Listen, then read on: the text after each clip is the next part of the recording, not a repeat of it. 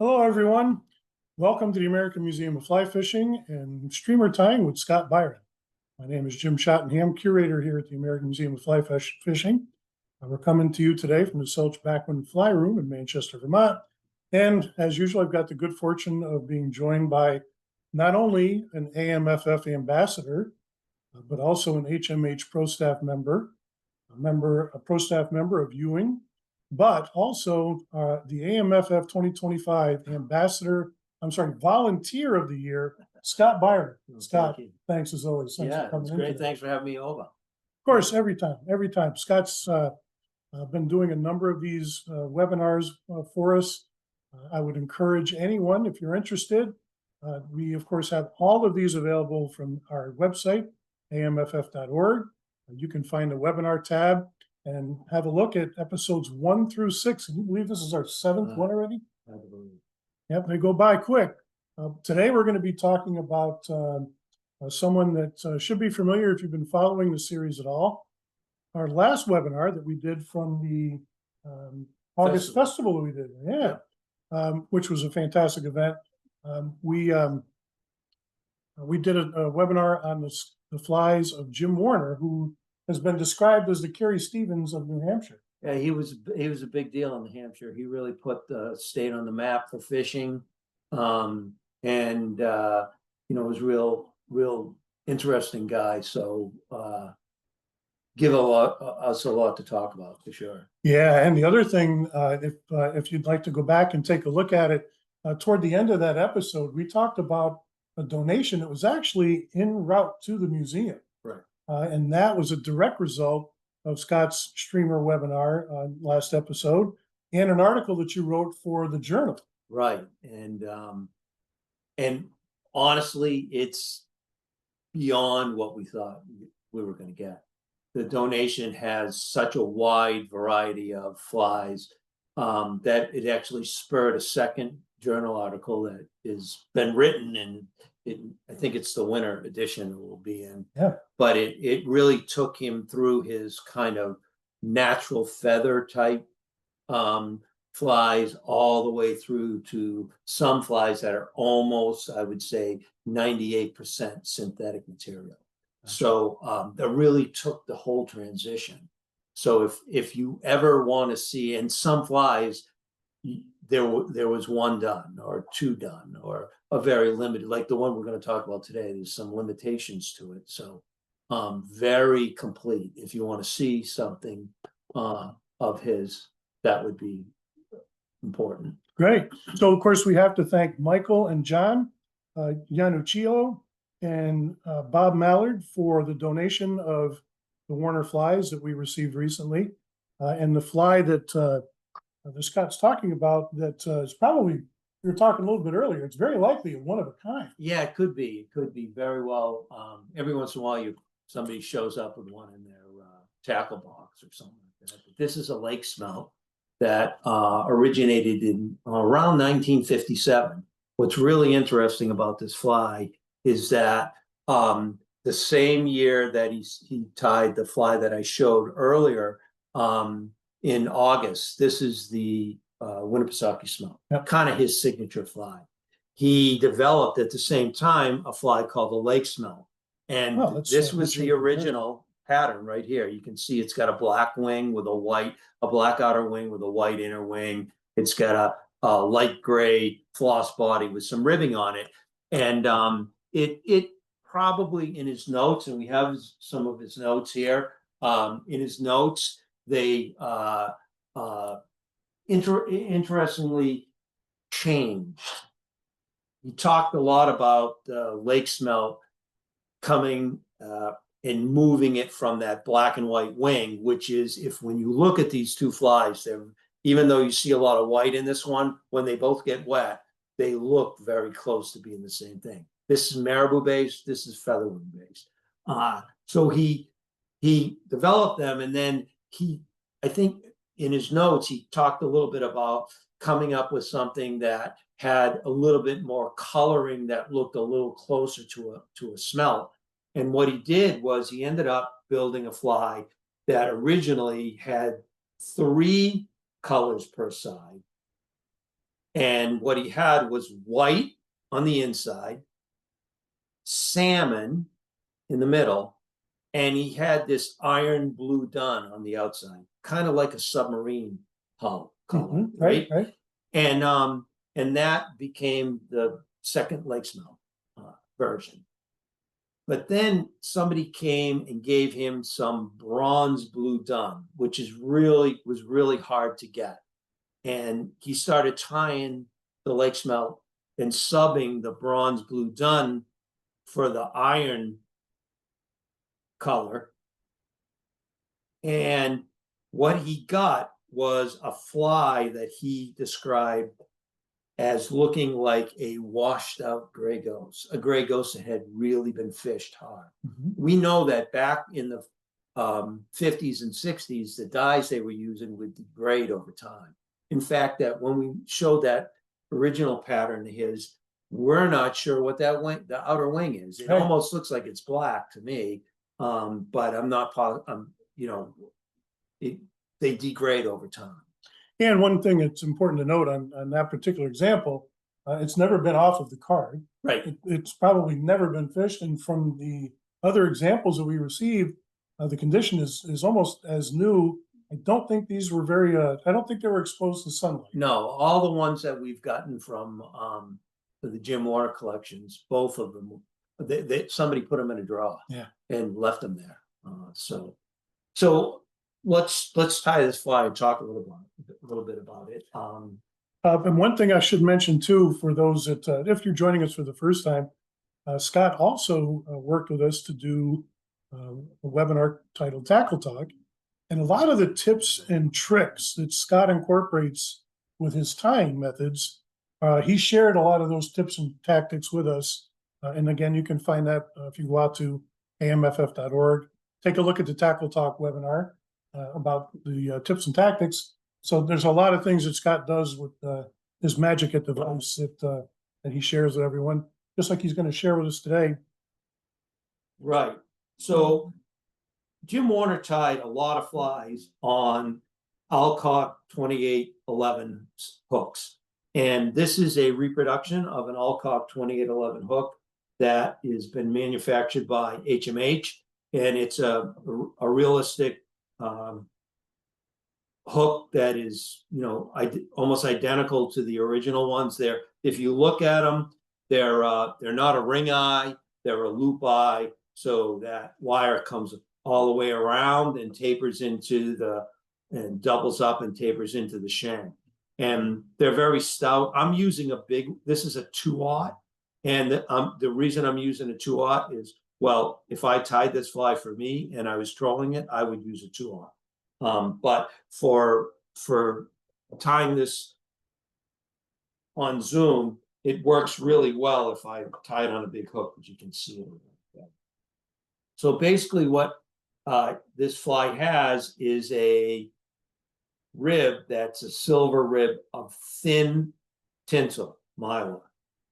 And on most of Jim Warner's flies, he often had a body that was solid tinsel, and he would double wrap it. And on this one, he's got tinsel and he's got gray floss. And the gray floss is like a silver gray. And so I'm going to pop that in and then wrap this up, and then we'll build the body. And the fly, I think the uniqueness of this fly, because I've fished it, is that the blending of the three colors, the white, the salmon, and the bronze blue dun, makes this really look like a smelt. It also has some material on the top of the fly. Most smelt, especially in New Hampshire and Maine, they have a really dark line on top of their on top of the smelt. It's just dark. The rest of the fly of the smelt is really kind of iridescent. Sometimes it looks tan, sometimes it looks lavender, sometimes it has a blue hue to it, a silver hue to it. But this, I think with this body, he was trying to get a nice color of silver. And pretty much like his Winnipesaukee Smelt, that had a double wrap of silver tinsel. He's getting silver. This gray is giving you a little bit more. This predates his flash era. This is all natural materials other than the tinsel, and kind of important that shortly after the synthetic material came available, he jumped right on that. He really started using that to enhance his flies. Matter of fact, good friend of the museum, Mike Valla, who's written a number of books on Catskill type flies and history. Well, every one of his books is outstanding. He just has a book coming out very shortly on flies for Vermont. And he reached out to me asking me if I knew any flies for Vermont. And sure enough, Jim Warner had a couple flies that he's included in the book that were for Lake Willoughby. And so Jim was not just a New Hampshire guy.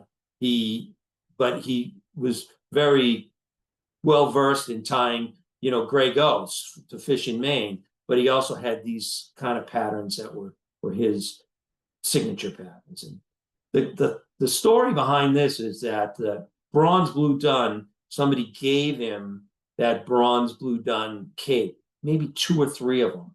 And he tied a series of these lake smelts, and they sold fairly well and they fished very well. And he tried to get more capes dyed that color, and nobody could do it. No one could really get that color down. And I have some friends who knew him, tied with him, and had seen this pattern. And I'd asked them the coloring, and we played around with it a little bit. And Ewing actually got what I consider, in my opinion, is close to the bronze blue dun, which is what we'll tie with today. So he also had a fly that with that bronzy color that he called a bronze ghost, and it changed over time. I actually have a bronze ghost, and it's got more of a brown color. This has kind of a real, almost grayish bronze with a little bit of the blue dun color in there. So by looking at some of the colors, you can at least get an idea of what era fly you have if you have a Jim Warner fly. Yeah, you could probably nail it down. I'm sure that, and somebody's probably more expert at that than I am, but I'm sure that there's some people who could easily tell me the color of the card that he had inserted in with his fly might have given you a little bit of the era as well. So he used a thin ribbing on this, thin tinsel. He would have been using, back at that time, he would have been using metal tinsel, and a little bit less forgiving than this. But he would have switched because he was a big synthetic guy. When I was doing some research, I saw a line that he said that he never passed up a trip to the local craft store with his wife because he always came back with something he could use for fly time. I'm sure he probably jumped on synthetic tinsel that you have at Christmas trees and whatnot, and that started out as some of his flash and was used in many of his patterns. So we've got the body there, pretty simple, kind of slim. Smelt are all slim, and then we're going to add some bucktail. We're going to use bucktail because he talks about using capris or calftail. The problem with that is that it's not long enough for this type of hook. So and even on the one that we have that Jim showed at the beginning, that one has bucktail. And at some point in his time, he also used a little bit underneath the bucktail, he used a little bit of white hen in some of his flies, and also used a little slip of white marabou.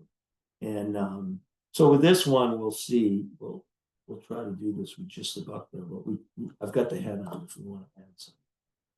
And everything with him was, in many of his patterns, he talks about being sparse. And sparse is really important in the smell.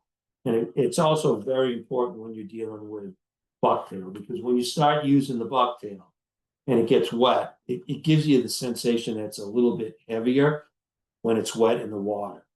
So I kind of play around and get a lot of little pieces out. And then what I do is I just twist it. We talked about this in the tips. I just roll it a little bit and it kind of lines up the hairs.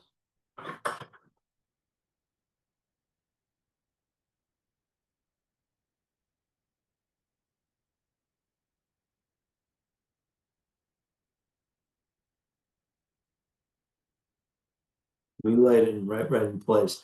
And Jim used a lot of different adhesives. He was big on super glue. And so I'm using a little bit of the lacquer on this to make it a little bit stronger. Okay, the next piece that he would put in is the peacock curl. And the peacock curl is really, it's really cool, because what you're going to get from this is a bit of a lateral line. And he says 3 to 4 pieces of peacock curl.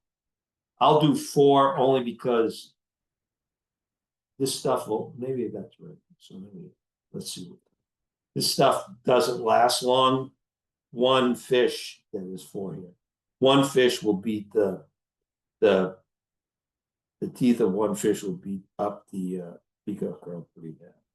I guess that's good for sales if your customer's coming back for more flies. Yeah.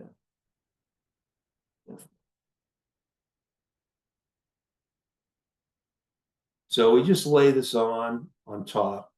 This is not like a Carrie Stevens fly that would have been tied with the wings being mounted on the sides at, for example, 10 and 2.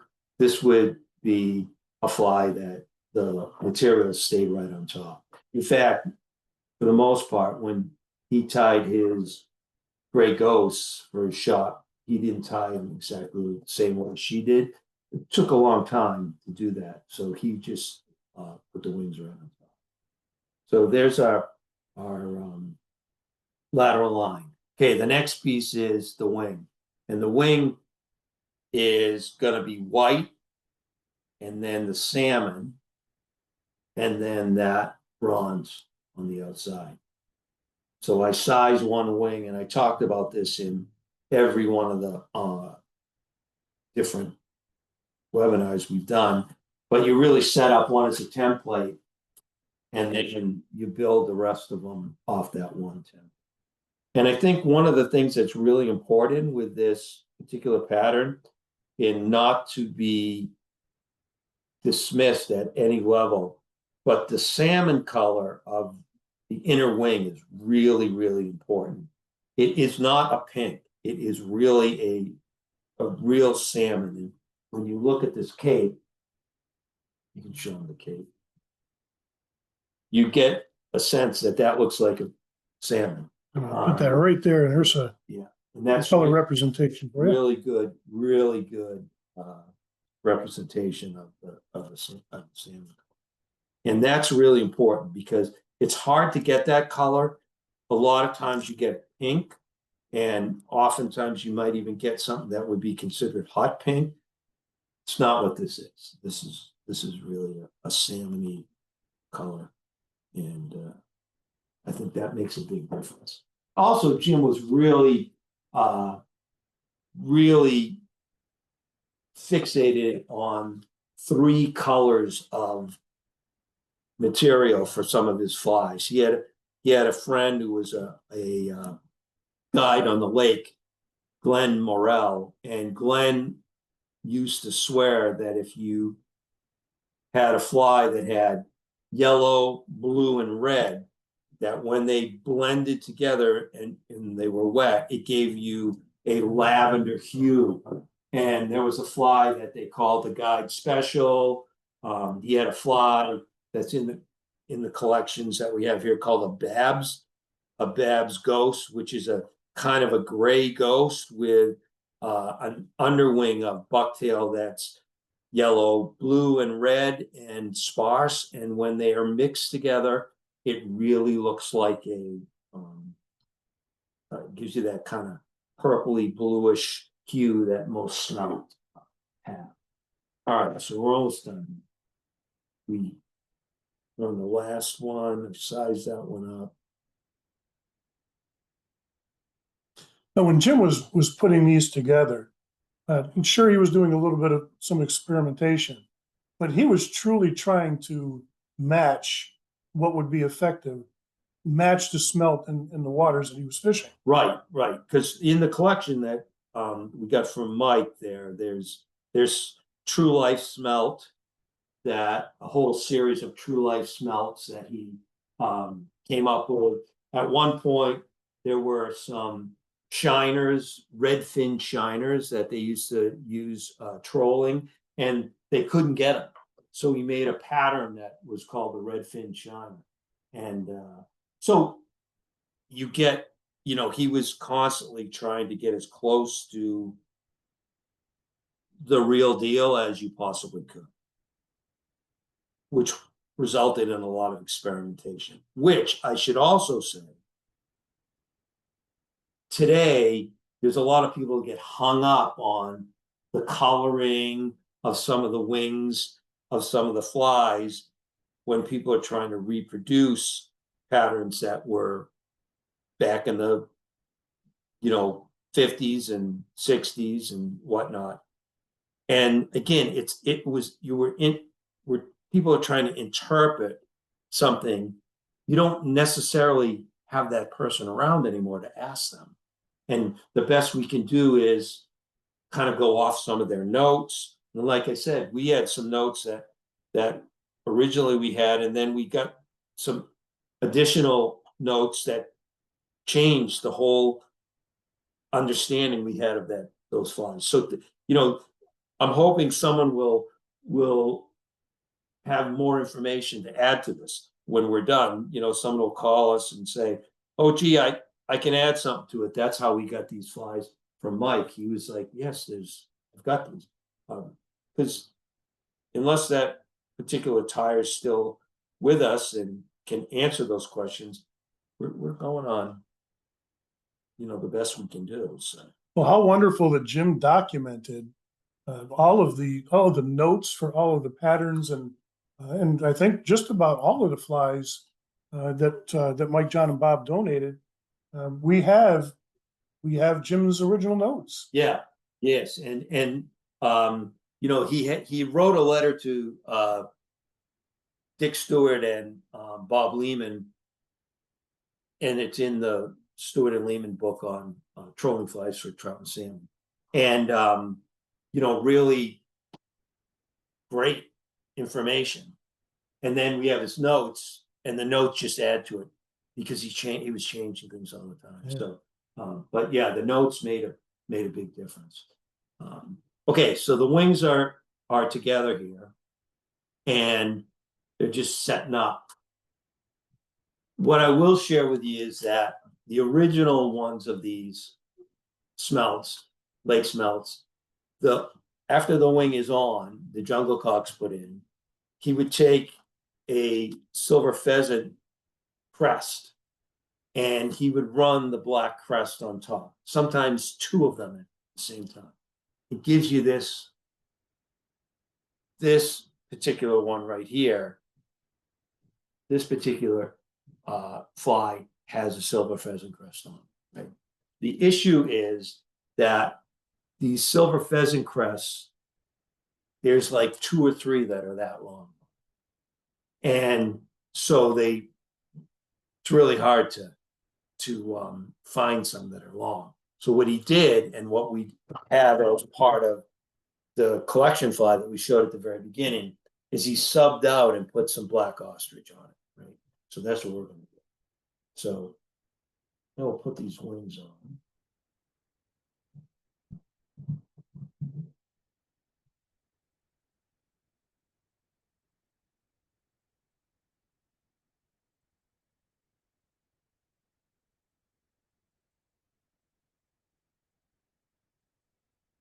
Lay it right in place there.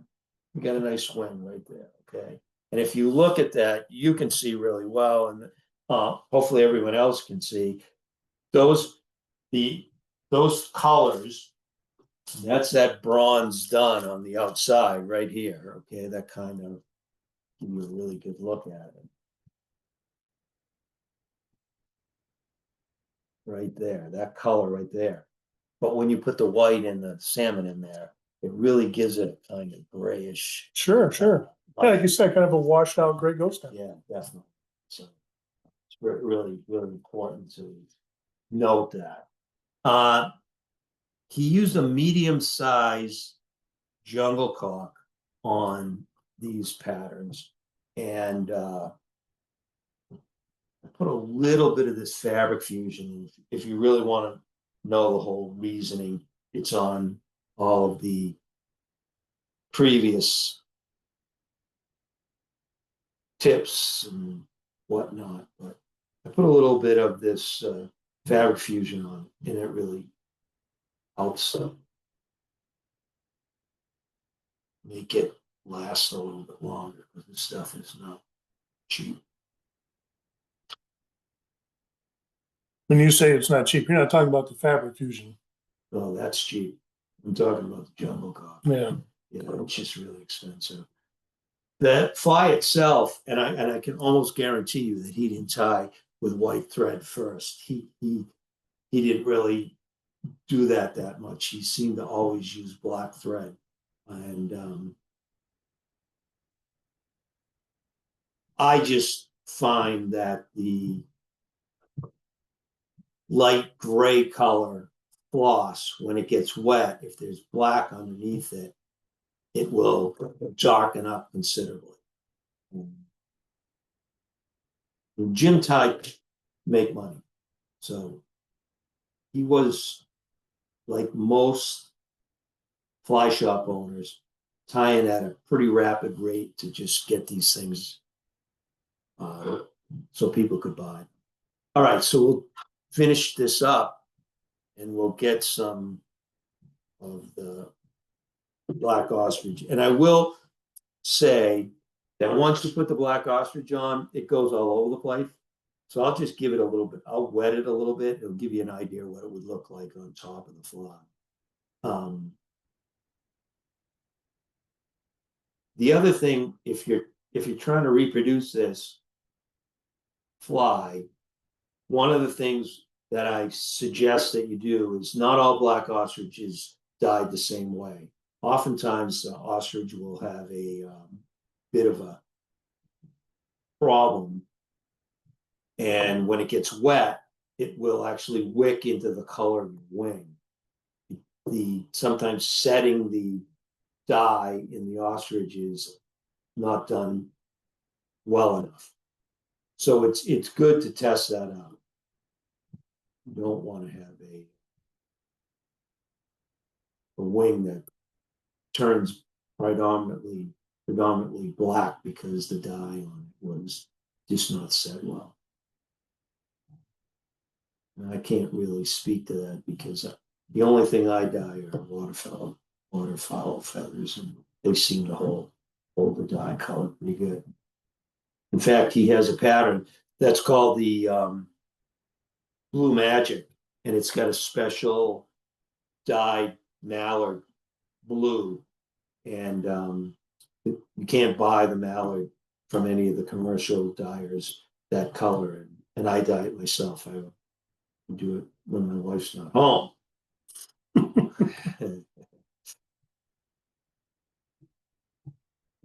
Well, in the grand scheme of things that we do when our wives are not home, that's pretty innocuous. I think you're all right. Yeah, I'm good. I'm comfortable. It didn't go good the day that I put the wood duck feathers in in a pillowcase after I washed them and put them in the dryer, and the pillowcase came undone. So, Oh, no. no, that guy, there were feathers all over the lawn. All right, so this is essentially a pattern, and you can see how quickly that ostrich gets wet and dries out after it gets wet. But it sits right on top and that black line is very close to being what you would get from the Lake Smelt itself that Jim's showing. That's done on a smaller hook, and I'm guessing time-wise on that was probably about 1960, maybe, when that was tied, because he does say in his notes that when he could no longer get that, he stopped making those flies. Hey, stop making them all together. Yeah, completely. It's somebody from somebody had also designed a pattern with the salmon color, and they called it like a salmon or a pink ghost, and but these work real well. And again, I tell you that salmon color is huge. I have a fly called the Chuck Sturtevant Special, and we use that primarily with a little bit of light gray on the outside, and it's very attractive to salmon. So that's your Lake Smelt. Kind of. He wouldn't have been in business if his flies didn't catch fish. No, his flies work. Yeah, and there's some great ones in the collection. So I mean, I can't say enough about how complete that collection is. And not every fly he tied, but I would say a good chunk of the ones that he came up with are in that collection, and some that I had never seen before. Really interesting. Now, we talked a little bit about the documentation. Some of the patterns that you'd not seen before, were they accompanied by documentation as well? No, there's a little note. I mean, it's a really cool one in there, and you can see I wrote about it in the upcoming journal article. Lefty Harris, Lonnie Harris, from Warren, New Hampshire, the town next to the one I live in. He had a Harris Special, little casting streamer, and it pretty much was a flat wing with a wood duck wing for it. And Lefty tied flies for Jim in his shop, tied, probably Harris Specials. And Jim sold them. And Jim took a Harris Special, which we have, which was tied by Lefty, that's in a card with a note on the back. And Jim made a Sunapee smelt in the likeness of the casting streamer that was the Harris Special.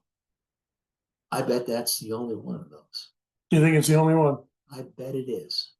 So, and it's what I just said is paraphrased by Jim, handwritten on the back of that icon.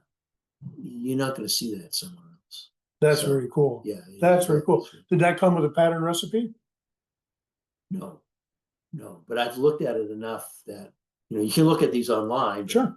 But I've looked at it enough that I can figure out what it is. So, but there's no recipe in here that I've seen. Sure. So as Scott just mentioned, one of the other things that we're actively involved in is getting our collection online and viewable by the public 24/7. Once again, it's our online collections database. If you just type in the search word Warner, you'll see quite a few of Jim Warner's flies shown there. So yeah, once again, thanks go out to Michael, John, and Bob for sending in that donation. It was just a wonderful addition to the museum's collection. And as Scott pointed out, with all the notes and the history behind all of these, pretty complete. Yeah, pretty complete. It's great to have that. Yeah, it really was. Bank error in our favor. So we've got two of Warner's patterns down. We've got the Winnipesaukee Smelt and now the Lake Smelt. Scott, as always, thanks very much. And as I mentioned, folks, if you're interested in this sort of thing, I encourage you to go out to amff.org, take a look at some of the previous webinars that Scott has done. There's some fascinating history. You'll learn how to tie some really, really effective streamer patterns. And then, of course, if you watch the Tackle Talk with with Scott's tips and tactics, it'll certainly help your fly tying to come along. If you have any questions, of course, you can reach out to me at the museum. I'm happy to answer questions. And just as the first webinar we did on Warner flies, it resulted in a wonderful donation. If you have, as you mentioned earlier, if you have any other additional information, maybe you've got some Warner flies that you think are unique, we'd certainly like to hear about them. Yeah, we're on the hunt for a Chief Needabomb fly. Chief Needabomb. Tied by Roland, the original chief. I'm kind of looking for one of those because we've got some pretty interesting information that we could, if we have the original, it would be great to be able to point to one. Right. Do you think that we're going to find one on a card somewhere? And you never know. All right. Well, listen, before we end today, I do want to mention, if you're watching this live, the museum, of course, is conducting a raffle for a Morgan James commemorative fly reel. The Morgan James reel was one of the original side-mounted reels made in America in the 1850s. The museum has worked with Jim Becker Rodworks to produce a very limited number of commemorative reels, one of which we're going to be raffling off come this late November. You can find the details on amff.org. Scott, as always, thank you very much for stopping by. No problem. Hope you guys have enjoyed this. And if you're not a member of the AMFF, please think about joining us and supporting programs like this for future episodes. Thanks, everyone. Thank you.